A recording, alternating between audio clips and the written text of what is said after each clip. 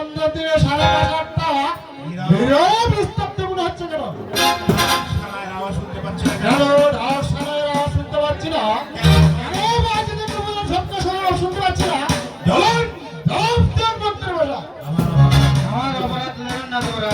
আমি সম্পূর্ণ নিষেধ করেছি আমি সম্পূর্ণ নিষেধ করেছি। মন্ত্রী মশাই মন্ত্রী বসা। আপনারা এত বড় স্পর্ধা আপনারা বড় এই পথে বিনা অনুমতি বিনা অনুমতিতে আমার জন্ম এসে আপনি বন্ধ হয়েছে।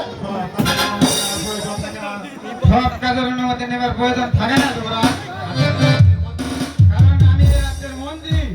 রাজ্যের মঙ্গলের জন্য তাই এই রাজ্যের মঙ্গলের জন্য অনেক কাজের অনুমতি আমাকে দিতে হয় না অনেক কাজের অনুমতি নেবার প্রয়োজন থাকে না তোমরা। বলে যাবেন বলে যাবেন না মন্ত্রী বসা।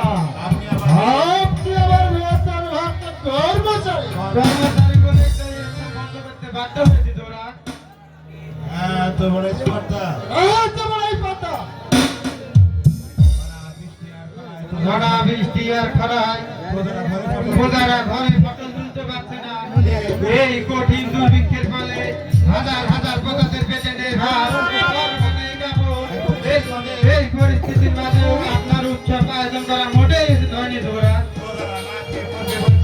ওনারা না খেয়ে মরবে বলে তো আমি ভোগ বিলাস ত্যাগ করতে পারি না মন্ত্রী বসা।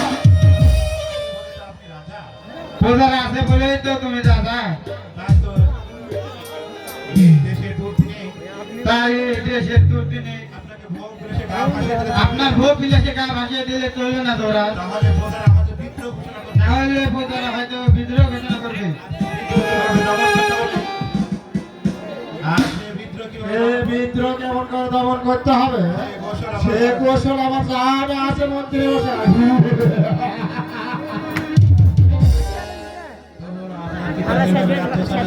তবু আপনার পিতা যেভাবে রাজ্য চালিয়ে গেছে তার ব্যতিক্রম হলে ওনার আত্মা কিছুতেই